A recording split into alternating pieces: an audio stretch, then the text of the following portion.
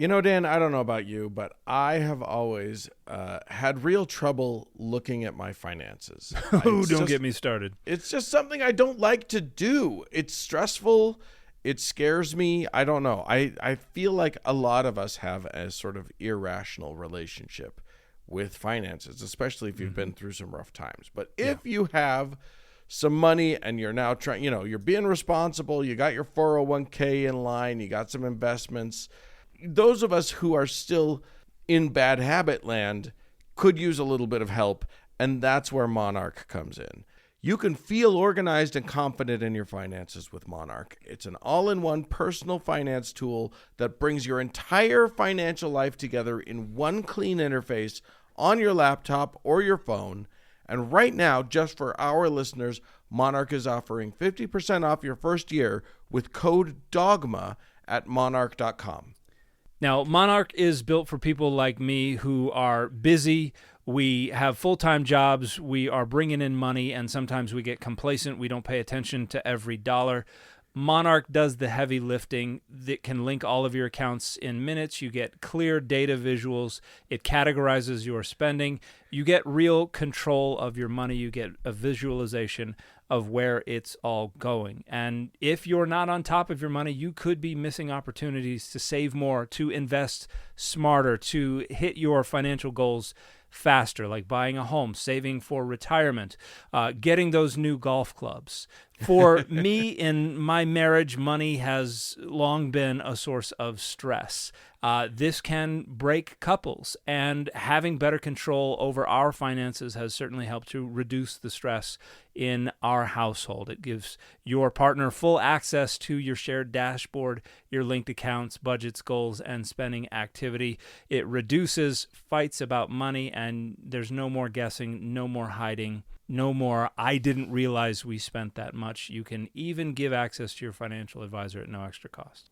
Don't let financial opportunities slip through the cracks. Use code DOGMA at monarch.com in your browser for half off your first year. That's 50% off your first year at monarch.com with code DOGMA. Hey, the vibes are slipping. I think it's time to bring out the Velveeta shells and cheese. The holidays are a time to go all in on indulgence. Headline your meals with the rich, creamy meltiness of Velveeta shells and cheese and satisfy your holiday cravings like no other. Bring that main course energy to your side dish. Celebrate extra with Velveeta these holidays. Does the context support that interpretation? I'm going to say, along with the majority of scholars, ha ha ha, of course not, you jerk.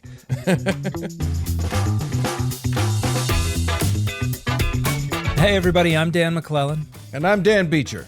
And you're listening to the Data Over Dogma podcast, where we increase public access to the academic study of the Bible and religion, and we combat the spread of misinformation about the same. How are things today, Dan?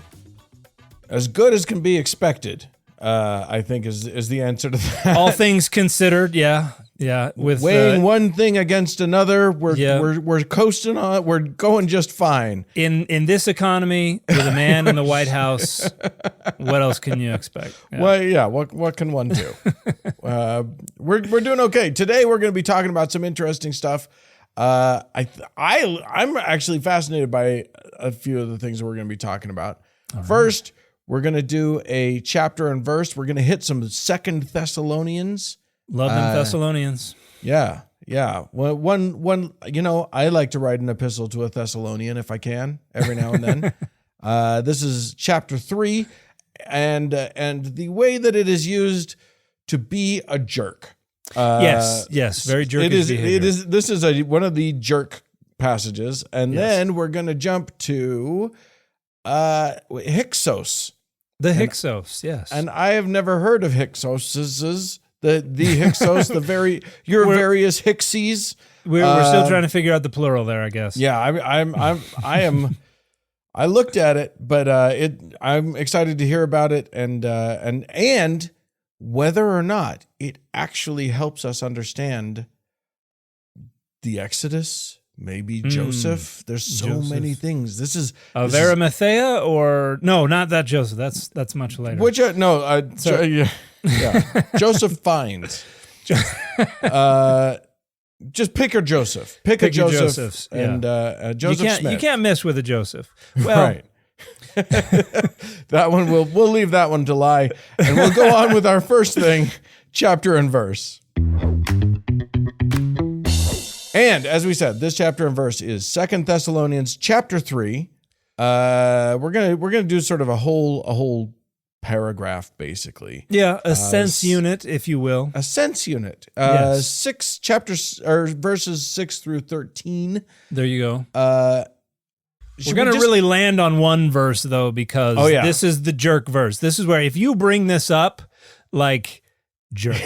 Automatically. Yeah. If someone says Thessalonians 2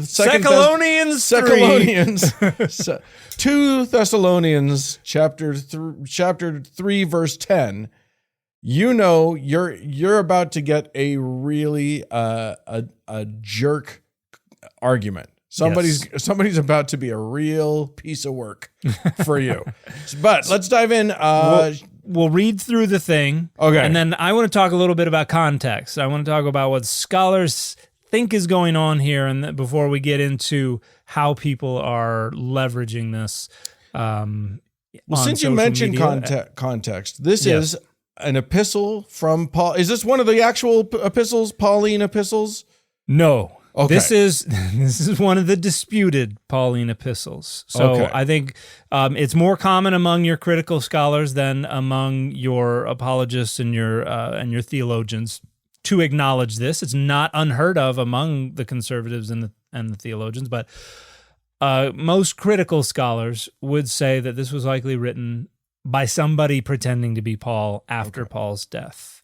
This isn't one of the ones that we're pretty sure. No, you've got the spurious, which is generally just the pastoral epistles. So that would be 1st and 2nd Timothy and Titus. Okay. And these are the disputed. So we don't have as much of a consensus as we do with the pastoral epistles. But and these would be Ephesians, Colossians, 2 Thessalonians. Probably not written by Paul, but we're not going to put as big a punctuation mark on it as we are with the pastoral epistles. Was it actually sent to Thessalonians? It probably was sent to, or at least was circulated among the inhabitants of what we now refer to, at least when I was there, as Thessaloniki. So up in the top portion of Greece. Of the Aegean. Nice little port city.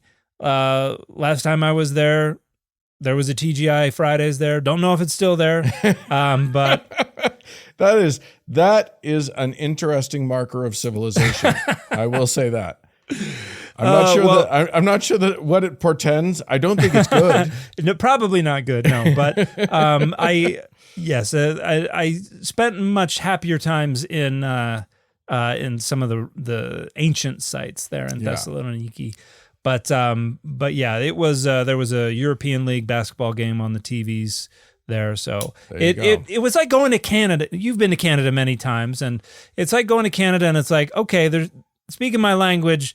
I don't recognize the football teams on the TV screen. Everybody says A. It's I'm like, wow, gas is pretty cheap, and they're like, no, that's per liter. Per liter, yeah. And I was like, at one point, my mom lives up in Canada, and I wanted to translate miles per gallon. I wanted to understand what her mileage on her car was. Yeah, and I was like, kilometers per liter. Kilometers per liter. I can't. What am I like? I was mystified, and then to try and figure out how the gas prices. Like Canadian dollars per liter versus American dollars per gallon. I was just like, I give up. I'm not doing this. That math is beyond me. Yeah, I tried to do it in my head driving by a gas station, and I was like, I give up. I don't know. There's literally no amount of math that can possibly figure that out. Yeah. It doesn't exist. We have not cracked the code yet. Anyway. So 2 Thessalonians, we got Yes. chapter 3 here. Now, and this is NRSV UE, as we are wont to default to. Yeah. Now we command you, brothers and sisters, in the name of our Lord Jesus Christ, to keep away from every brother or sister living irresponsibly and not according to the tradition that they received from us. So they're getting a little bit of a tongue lashing. Or Who's the we? It's not I, it's we. yeah, well, it would be Paul and whoever his companions were, ostensibly. Paul and the Paulettes. Yes. It was the Pips. Turtle was there. They probably had different members of his entourage. Yes. Scooby, Shaggy, Velma. Okay. All right. For you yourselves know how you ought to imitate us. We were not irresponsible when we were with you, and we did not eat anyone's bread without paying for it. But with toil and labor we worked night and day so that we might not burden any of you. This was not because we do not have the right, but in order to give you an example to imitate. For even when we were with you, we gave you this command: anyone unwilling to work should not eat. Boom. That's put a sticker on that one. That's the one. We're going to come back to it. We'll circle back to that. Yeah. For we hear that some of you are living irresponsibly, mere busybodies, not doing any work. Such persons we command and exhort in the Lord Jesus Christ to do their work quietly and to earn their own living. Brothers and sisters, do not be weary in doing what is right. So, the verse that gets wrenched out of context and quoted in Congress, that gets quoted on social media all over the place. For even when we were with you, we gave you this command, and usually that's omitted. Anyone unwilling to work should not eat. So and this obviously recently has been salient because of the government shutdown and the threat of ending of SNAP benefits for the poor and needy. And there were just an obscene number of people, some of them in positions of prominence and power and privilege, who were just tickled pink about the poor and the needy being denied SNAP benefits. It's shocking to me. The cruelty seems to be the point with these people. Oh, absolutely. I think there's an idea that poor people don't deserve these things, like, and things like food and shelter. Yes. You'll hear people be like, they shouldn't be allowed to buy sodas and things with sugar. It should just be meat and bread and milk. And they were stuff like buying delicious things. How dare they? Yeah, they were buying food that they would enjoy instead of just sustenance gruel. Things where they're going to get a lot of calories efficiently and quickly. Yeah. It's not going to take a long time to prepare, and it makes them feel good. Like, I don't know how many people listening have lived in poverty. I grew up in I would call it poverty conditions. I don't know. There are some people out there who will get this, but I know the Bishop's Storehouse well. Yeah. I know that I love their salsa. They had a granola cereal I really, really loved. And sometimes you want a frozen pizza or a soda because it feels like you're treating yourself after a lot of hard work for not a lot of benefit. Right. And it makes you feel human. It makes you feel like you are a part of this grander society where all this amazing stuff is available. And if you are forced to subsist on gruel and bread and bad meats and things like that, it feels like you're being punished, that you don't merit the dignity of the right to choose to have something sweet or have something particularly savory or fatty or oily or whatever your poison is. So yeah, the cruelty is absolutely the point. And it is so. Yeah. The other thing I've been seeing is people who are like, I saw a thread just the other day that said jobs that deserve $20-something an hour, and it listed, like EMT and blah, blah, blah. And then jobs that don't, McDonald's worker. And I was like, what are you talking about? Yeah. That person works just as hard. That person, like these people, it's so weird to me that there's this hunger to keep people poor and miserable. Yeah. And like there were you also get a lot of a McDonald's job that's intended for high school kids. That's intended for part-time high school kids so they can have a little walking around money or something like that. And I think this is overwhelmingly coming from people who live in very nice areas where maybe their McDonald's is populated primarily by high school kids. Right. There are plenty of places where it is. Because you can't afford in that neighborhood to live there and on the subsistence salaries that they choose to pay. Yeah, but the whole idea of minimum wage, when you go back to when it was established, it was supposed to be a living wage and explicitly not merely a subsistence living. Right. But a dignified living wage, and it is, objectively has not been that for many, many years, for decades. Yeah. So 30, 40 years, something like that. Yeah, and so just the fact that there were a lot of people, and particularly people in ecclesiastical positions, who were just like licking their chops at the opportunity to see people go without, and they had this passage in their back pocket ready to whip out. And so does the context support that interpretation? I'm going to say, along with the majority of scholars, of course not, you jerk.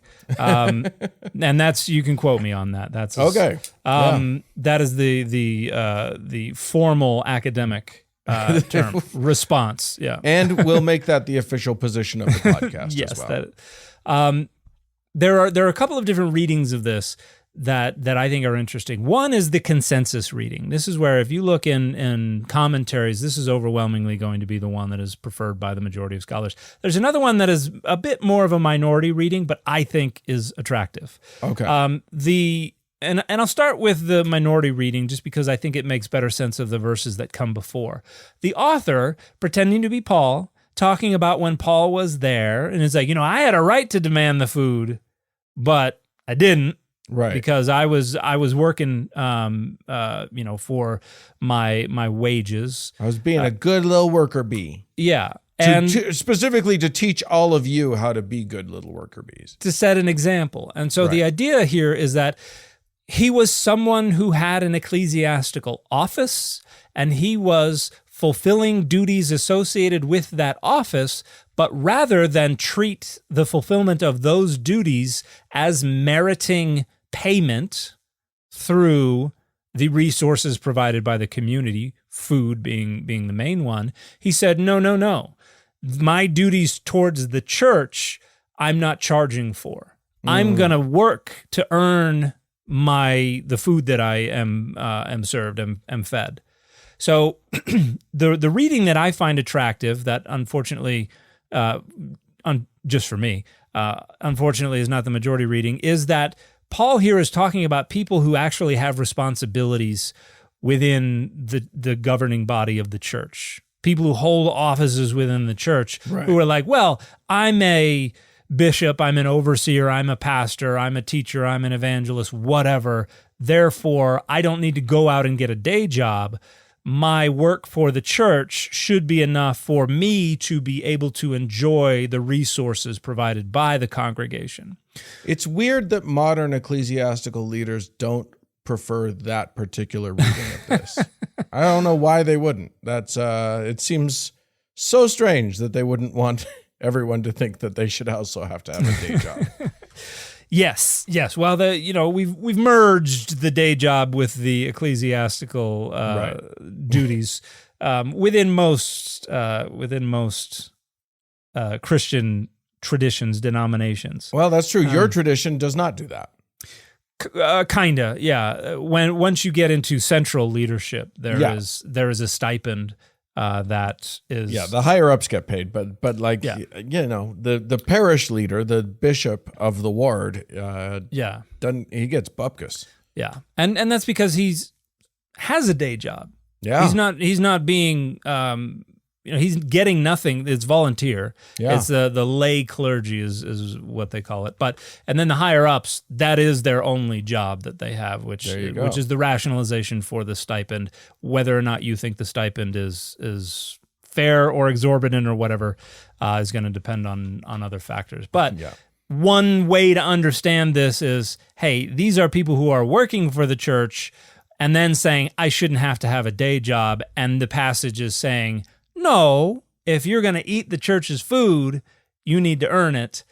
So it's not talking about the poor and the needy. It's not saying that when the people come into the soup kitchen and it's like, how many hours did you work down at the shipyard? Right. But before I ladle your soup into your bowl, that's not what it's saying at all. It's saying, hey, don't be a lazy apostle. Okay. You've got to have your day job. Dan, one of the things that our listeners may not know about me is that my mom lives in Canada. And one of the things about having your family living 3,000 miles away from you is that it can be hard to feel connected. And one way that can be improved is with pictures. And that's where a skylight frame can be a real lifesaver. You can preload a skylight frame with tons of your favorite family photos, give it to your loved one, and then you can continue to load other photos onto it remotely. No apps or subscriptions required. It's a super easy way to stay connected to the people that you love. Yeah, we got one of these for my wife's parents. We helped them set it up. We sent out a message to everybody in the family saying, hey, you can use this free app. You can use an email address to send in pictures, and they show up in this digital picture frame in seconds. The quick 1-minute setup, it is easy for all ages or tech skills. You don't have to be an expert with computers to figure this out. You don't need an app or subscription. And if you aren't happy with your frame, you can return it within 4 months for a full refund. No questions asked. Plus, if your device experiences a covered issue within the first 3 years, Skylight will replace it free of charge. Find out why the Today Show, Wall Street Journal, HuffPost, and Tom's Guide all recommend the Skylight frame. Right now, Skylight is offering our listeners $20 off their 10-inch frames by going to myskylight.com/dogma. Go to myskylight.com/dogma for $20 off your 10-inch frame. That's myskylight.com/dogma. Hey friends, listen, if you're still overpaying for wireless, maybe it's time to say yes to saying no. At Mint Mobile, their favorite word is no. They got no contracts. They got no monthly bills. They got no overages, no hidden fees, no BS. We said yes to saying no, and we think you could stand to do so too and get premium wireless for $15 a month. And it's incredibly simple. We just got my 16-year-old daughter a brand new phone, and it was easy to switch everything over using the eSIM. So ditch overpriced wireless and their jaw-dropping monthly bills, the unexpected overages and hidden fees. Plans with Mint Mobile start at $15 a month, and all plans come with high-speed data and unlimited talk and text delivered on the nation's largest 5G network. You can use your own phone with any Mint Mobile plan. You can bring your own phone number along with all your existing contacts. There's no reason not to. We use this product. You can use this product. It's so easy. Ready to say yes to saying no? Make the switch at mintmobile.com/dogma. That's mintmobile.com/dogma. Upfront payment of $45 required, equivalent to $15 a month. Limited time new customer offer for first 3 months only. Speeds may slow above 35 gigabytes on unlimited plan. Taxes and fees extra. See Mint Mobile for details. So that's one reading. Interpretation number one. The more common reading is based on the understanding that this is coming when people are like, ooh, second coming any day now. Yes. Any day now. And that was the historical Paul, was like, don't even bother getting married. Don't bother having kids if you don't have kids, because it's coming any day now. So right. You don't want to be stuck in some kind of transition period. You don't want to be having to go through your orientation videos when the Lord comes. So with a kid on your side, like that's just going to bug everybody. And so based on that, most scholars today suggest that this is a reference to people who, again, are not poor, are not needy, are relatively well off, who are deciding they're just going to coast into the eschaton. The church has everything I need.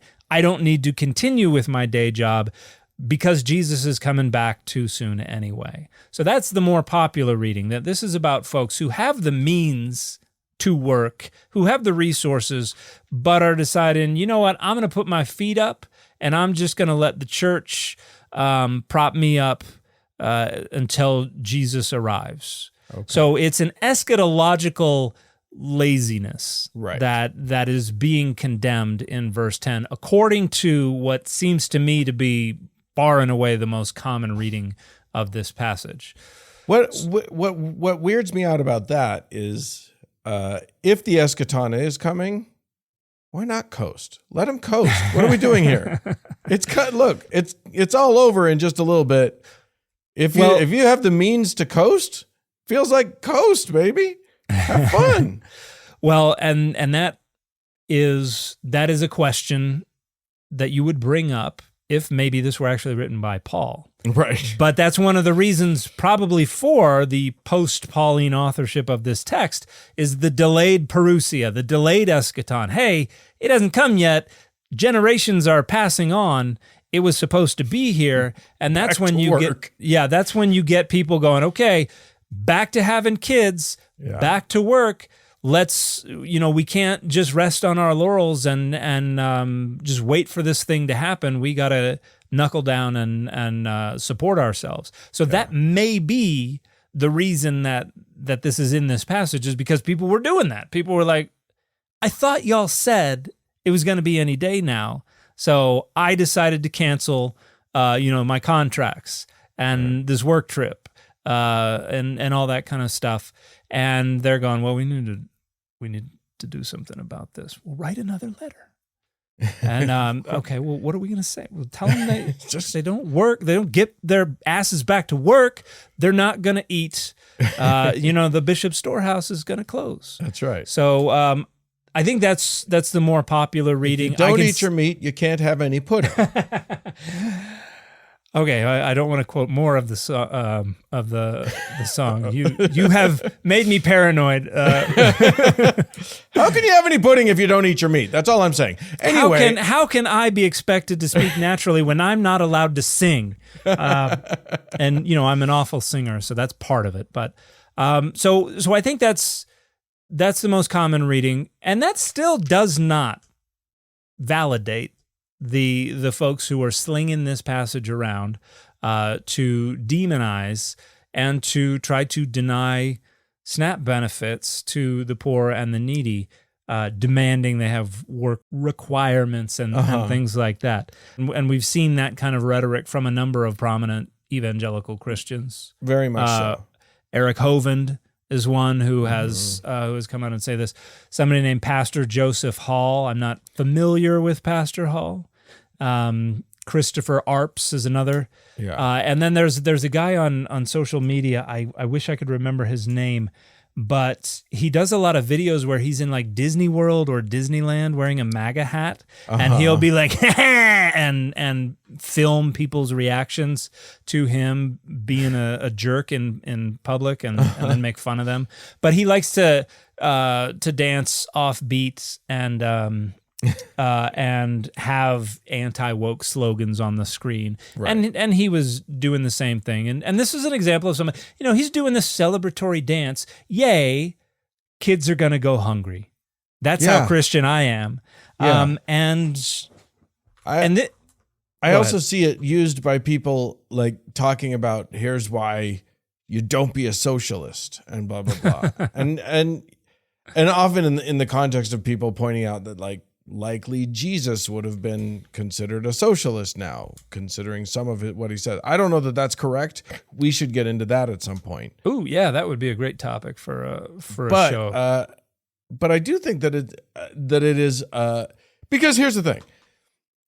Okay, I believe you that scholars have those different potential perspectives on this passage, but it does seem to me that a plain reading of the passage feels to me pretty clear. Like, it feels like it is a valid interpretation of this passage to say, if you don't work, or if you're unwilling to work, you should not eat. Mm-hmm. Now, unwillingness is a very slippery slope concept, especially considering the fact that, it doesn't take into account mental illness. It doesn't take into account disability. Inability to work. It doesn't, you know what I mean? Not all disability is visible. It's easy to say, oh yeah, the guy in the wheelchair probably shouldn't be made to do construction or whatever. But like, it's not easy to see everyone's disability, and not everybody's capable of work. Yeah. However, so I think I think it's a valid thing to say, look, it says if you're anyone unwilling to work should not eat. It says that. But it seems to me that there are many passages, red letter passages at that, that quickly refute it. And if you're willing to ignore passages that are quotations of Jesus Christ himself in favor of a potentially pseudepigraphical Pauline epistle, it feels like you're on the wrong track. Yeah. Yeah. There are plenty of passages where Jesus talks about the need to provide for the poor and the needy without adding any qualifications to it. Right. And you have a lot of Christians today who will talk about it, and this is particularly popular among the folks who confuse Jesus for a libertarian. Surprisingly common, but people who are like, in the New Testament, Jesus was all about your own liberty, and didn't want to force anybody to do anything. And it's like, have you read the New Testament? Right. Jesus was all about forcing everyone to do his thing. And then what? And then they do the whole the role of the government is just to protect the rights of the people. Everything else is the role of the individual. It's like that's an Enlightenment era at very best idea. Like it's developed more in the 19th century, but that's like Austrian school libertarianism, not the New Testament. Right. And the notion and they appeal to this in order to obviously defend not funding or not supporting welfare programs, a strong, robust social safety net, as if you could make the plausible case that when you look in the New Testament, Jesus is like, look, my priority is not that they get fed. It's just that the correct mechanism is used if they are going to get fed. Right. Like the notion that Jesus would be like, look, it doesn't matter if they end up with food, if it's going to go through the government because I don't want it to go through the government. Right. That's asinine. That's just laughable. And then they say, no, it's our responsibility. We got to do this. Nobody's been stopping you. Right. Like there are, and this is not to say Christians and atheists and Jewish folks and Muslims and Buddhists and Hindu and pagans and other traditions and non-traditions don't give generously. There are generous givers across all of those social identities. Right. But Christians have not been stopped from solving themselves the problem of poverty. Right. And oddly enough, it hasn't been solved. Yeah. That is a funny question. Like, if someone's like, that should be up to the individual. Okay, well, are you doing it? Yeah. If not, what are you doing? Then shut up. Yeah, because what did Jesus say in Luke chapter 12? The commandment, sell your possessions, give the money to the poor. That's right. Like you can dismiss the rich young ruler as like, oh, that was just the sidebar where here's like, this is just for you. This is what I'm going to tell you and nobody else. Don't write this down. This is just for you. But Luke 12, you don't really have that option. Jesus is like, all y'all. Whoever has two coats must share with another who has none. Whoever has slightly different context there, but I don't know. It just seems like a thing, right? I don't know. I have two coats. I should probably give one away. But the point is that rhetoric is very clearly intended to absolve them of the responsibility to do it, because they're saying we got to do it ourselves. You're not doing it. And guess what? You couldn't possibly do it. Yeah. Without the government, you cannot, as a group of Christians, no matter how many you are, you cannot and you will not solve the problem. And that's the real issue. I mean, that was pointed. Anyone who has been on TikTok over the last 3 weeks or whatever has seen. The experiment. The experiment. The woman she went and started calling churches, all kinds of churches, and then other religions, and a Buddhist temple and whatever, asking for a thing of baby formula. for her non-existent baby. She claimed that she had a baby. She had run out of food and her baby needed to eat, and she just said, "Can you help me?" And of the something like 40 churches that she called, I think 9 said yes, including the Islamic Center and the Buddhist Center and stuff. It was rough. If you listen to those conversations, you hear people just outright saying, "Oh yeah, no, we don't do that." Yeah. And these are and like there's a degree to which the receptionist or whoever it is, and I don't know if she was like, put me in touch with your boss, if she was getting up to decision makers or if it was just whoever answered the phone. But like a lot, and some of them have mechanisms for that. Sure. They were like, "Oh yeah, we work with this organization. You just need to call them, and they will get you the stuff." Right. There was an example where, and she was like, "Oh, I called them, and they said no," and they were like, "Well, they're actually have been closed today, and here's the person. I know them personally, and there's no way they told you no." So there are, I think that there are mechanisms in place for a lot of these organizations. A lot of them were just being straight up jerks, though. Yeah, it was to me, I don't care if the church, if the organization that your church has set up to provide things is closed today. If there's a baby that's not going to eat unless you help, that to me, like, if I'm the receptionist, I'll go in pocket. That's okay. It's absurd to me that anyone would say no to that. But all of these churches that purport to be following Jesus with all of the commands from Jesus about, again, red letter commands about, I was hungry and you gave me food. Yeah. In as much as you do it to the least of these, you did it to me. Like, that seems like the most important mandate possible. Yeah. And she wasn't asking for money. She was like, she made it very clear, I just want the formula. Yeah.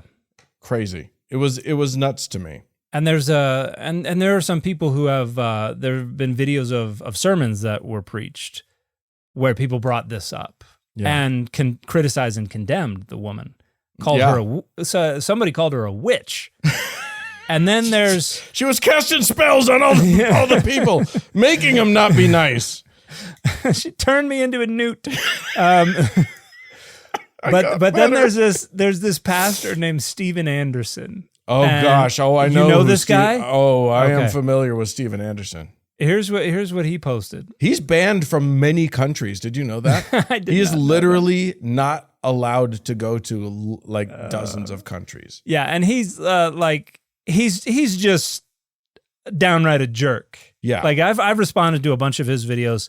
He does not have the first clue what he's talking about. Oh, no. He gets everything wrong.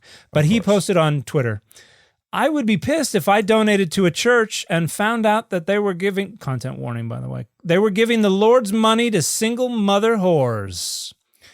I would want it to go to the Lord's work or towards helping godly Christians who are in need. Churches should not be funding fornicators and their bastards." Who does he think? What? Yeah. The Lord's work. What does he think the Lord's work is? Yeah. Like the Good Samaritan. Yeah. Hey, remember that was the people that they were supposed to hate. Who was his neighbor? Oh, it was the people we hate because he treated him well. Famously, also, Jesus dealt well with prostitutes. Like Jesus, like if you're a single mother is not a whore, but B, if she were a sex worker, guess what Jesus would want you to do? Guess how he would want you, like, look at how he responded to the sex workers, and maybe go thou and do likewise. Yeah. Go read Les Mis. Yeah. And, okay.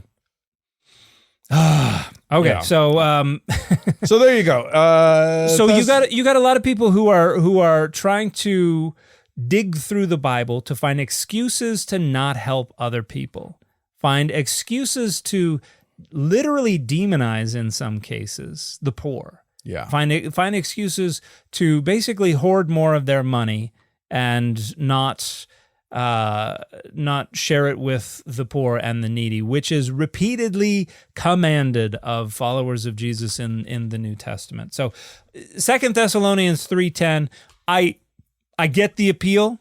On the surface, it certainly sounds like, hey, we could use this to demand work requirements if you want SNAP benefits. But if you understand the context, you can see it's not addressing that at all. And if you actually consider it within the broader context of the New Testament as a whole, you can see that kind of undermines and directly contradicts the spirit of the command to love your neighbor. So, go thou and do likewise. Yeah. Is the official position of the Data Over Dogma podcast. Indeed. All right. Let's jump into taking issue. Dan, I don't know about you, but I enjoy a high-end mattress, but don't necessarily enjoy sky-high price tags. I know you love your mattress. What model is yours? I got the Plank Firm Luxe. I got to have the firmest mattress I can. I've got a back that has been struggling for 15 years now, and this is one of the only things that makes it so I can get out of bed and jump to work. Yeah. And I also got the Glaciotex covers just because I sleep hot. I just run hot in general, and this helps keep me cool throughout the night. Keeps me comfortable. I don't have to worry about waking up in a pool of sweat. Yeah, it is so vital to keep yourself comfortable all through the night, to give yourself the best shot at a good night's sleep that you can get so that your whole day goes a little bit better. Brooklyn Bedding is one of the few mattress brands endorsed by the American Chiropractic Association for spinal alignment and back health. Plus, they're 100% fiberglass free for peace of mind, and they also offer a 120-night comfort trial. Love it, or they'll help you return it or swap it hassle-free. Go to brooklynbedding.com and use our promo code DOGMA at checkout to get 30% off site-wide. This offer is not available anywhere else. That's brooklynbedding.com and promo code DOGMA for 30% off site-wide. Support our show and let them know we sent you after checkout. brooklynbedding.com, promo code DOGMA. In Walmart's Huluville, everyone ready their cart. Amazing Black Friday deals are about to start. Online and in the app, such great deals to explore. Everything you love from tech, toys, and more. The days to save and the ones to remember. It's only the 25th to the 30th of November. Set your alarms. Don't miss out. These deals are epic, without a doubt. The Who's are all ready, but are you? Walmart Black Friday deals await. Who knew? This episode is brought to you by Nespresso. Gift magical mornings with Nespresso Virtuo Pop. Compact and stylish, Virtuo Pop is made to meet every morning coffee craving. From espresso to coffee, hot or iced, at the click of a button. And celebrate the season with Nespresso's limited edition coffee flavors. Sweet almond and hibiscus, cinnamon and candied tamarind, and festive double espresso. Magic in the making. Shop the holiday gift collection exclusively at Nespresso.com. And we're taking issue with Hyksos. Hyksos. The Hyksos. Okay, so let's start by explaining who slash what are slash is Hyksos. So Hyksos is a term that we get from the Greek, and I think probably from Manetho, who was a 3rd century BCE author historian who wrote about ancient Egypt, and he referred to these as where's the Hyksos would be the Greek, and so that has come into English probably through Latin as Hyksos, and this is a Greek transliteration of an Egyptian phrase that is actually, and I know people who know how to pronounce Egyptian are probably going to be like, Dan. Hyksos, and this means foreign rulers or foreign lords or something like that. Okay. That is where the Egyptian seems to come from. But Josephus, another Greek writer, a Jewish Greek writer toward the end of the 1st century CE, he came up with a different etymology. He called them shepherd kings. So you can see where he's going with this, because this is a group of what scholars generally refer to as West Asians. These are people who are from the land of and around Israel, but probably mostly north of Israel, Amorite territory, moving east to northern Mesopotamia. So they are Semitic peoples. I saw the word Levantine. Levantine, yes. The Levant is the Fertile Crescent, which would include Mesopotamia up over and down to the eastern Mediterranean shores. So Syria, it would be Lebanon, it would be Israel, down to the Sinai Peninsula, but then also Mesopotamia. So that seems to be where these people are from. But they were rulers in Egypt. In fact, they took over a portion of Egypt from the native Egyptian rulers. And this happened 1650 to 1550 BCE, somewhere in there, 15th dynasty. This is what is known as the Second Intermediate Period. And intermediate periods in Egyptian history are kind of where things got really shaky. And then, there was a power vacuum or rule broke down or something like that. And so you have foreign rulers who come in and take over rule of Lower Egypt, and particularly the Nile Delta. Okay. And here's one of the confusing things about Egyptology. We're used to thinking about countries on a map. Lower Egypt is north of Upper Egypt. Right. Because it's a reference to geography. To the direction of the flow of the river? Of the flow of the Nile River, right. Yeah. So Upper Egypt is Higher Egypt, and Lower Egypt is Lower Egypt, the Nile Delta. So there was a city of Aris that is considered to have been the capital of Egypt, the Lower Egypt during this period. And there were more native Egyptian is kind of an odd term because the Egyptians, their ethnicity has always been kind of complex. But about 500 miles south of the Mediterranean Sea on the Nile is Thebes, and that's where there was another dynasty that was ruling, and they were like, no, they were shaking their fist at the foreign rulers. Okay. And we have like little scarab seals where some people they would identify themselves as the Hyksos, as foreign rulers. Interesting. During that period of rule. And for a while, people were using the Egyptian literature that said these people came in and conquered, and they were bloodthirsty, and they were vicious, and they just took over, and then we kicked him out. One of our heroes rose up and was able to expel the bloodthirsty heathens from the land. Right. Sounds like the way a lot of people talk about immigrants to the United States today.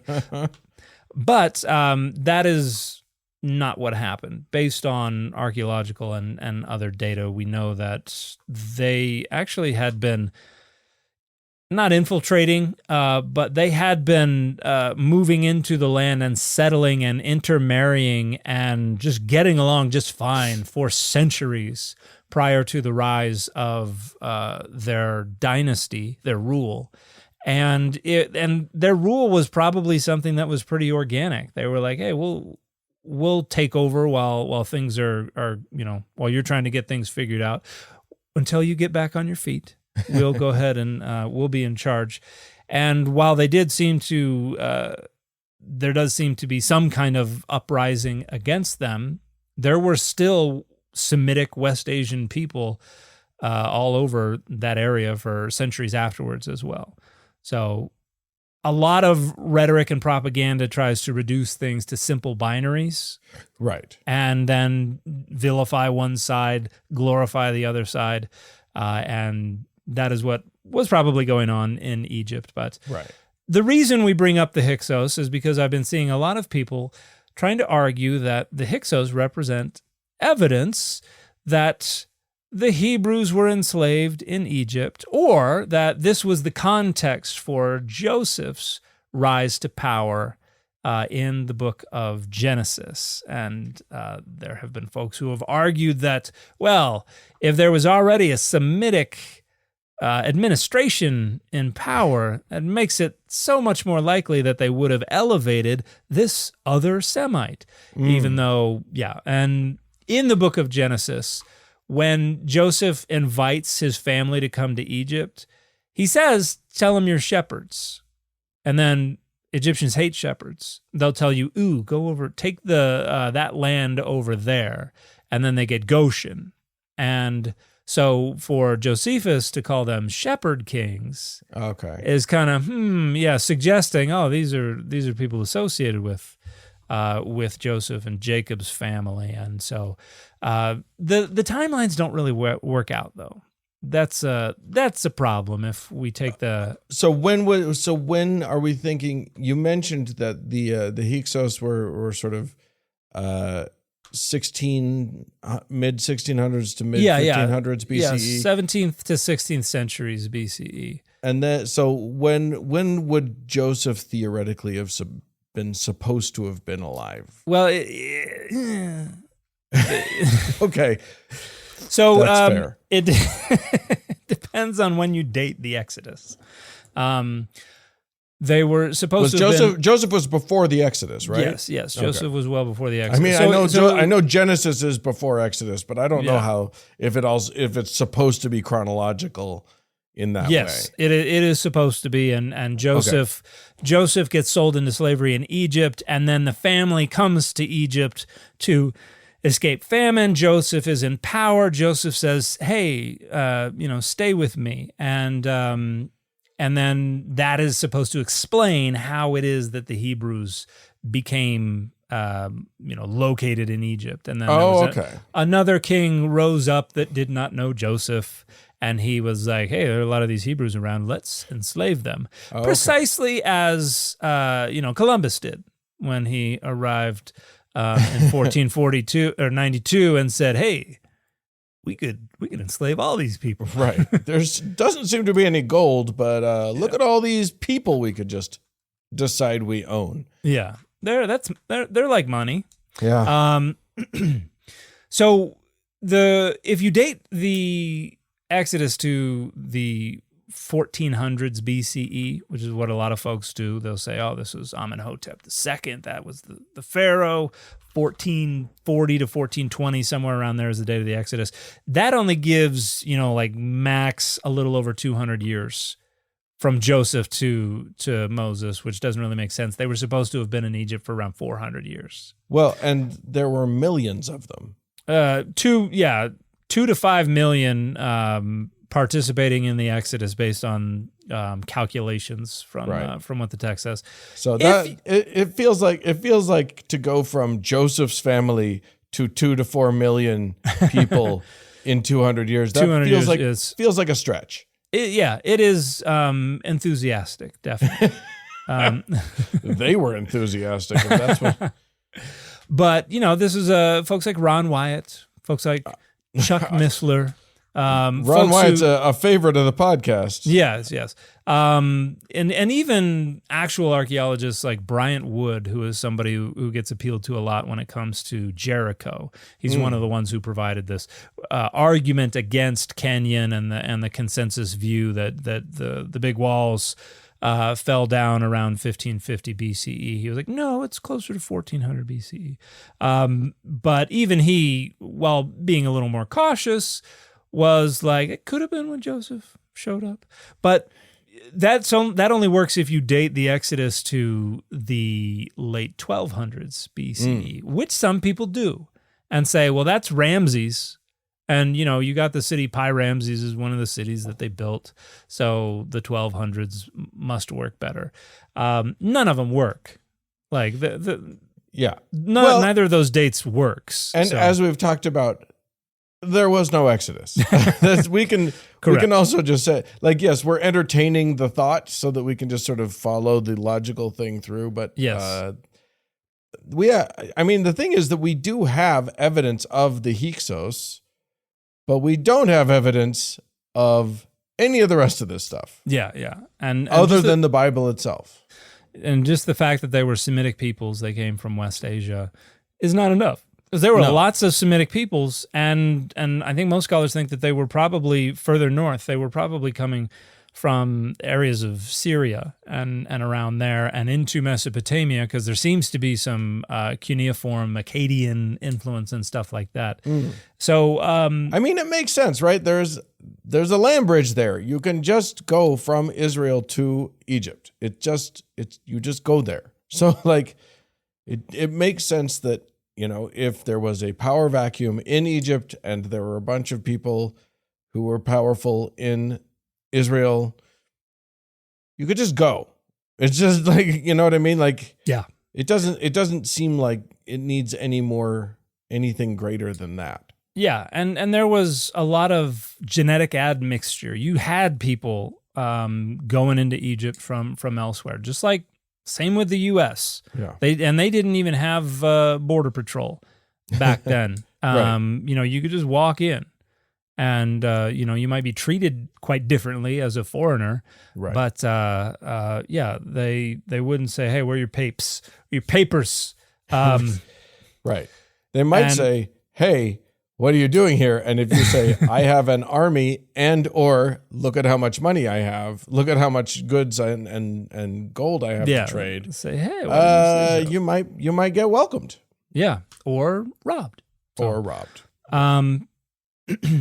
So, attempts to find Joseph, Jacob, the enslaved Hebrews, Moses, those folks in the Hyksos is misguided at best. Yeah. And does not work. And please,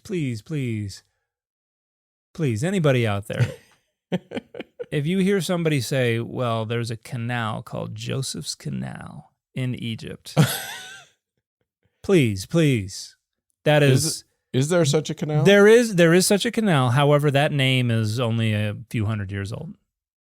Yeah.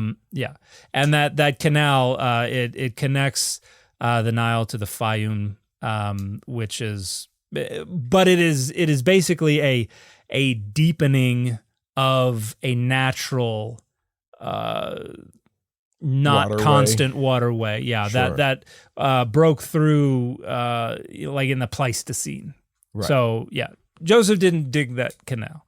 Yeah, that's one of those things like Mount Ararat or whatever. Yeah, it's like, don't read too much into that. That name is newer than you think it is. Yeah, it is. And I think it might be. I think it only might have been like the 1800s that name was added to that canal. I don't remember. And it was Islamic in origin. The attribution of that canal to Joseph. So the Bar Youssef. Yes, that's the one. I Googled it while you were talking. I can do that.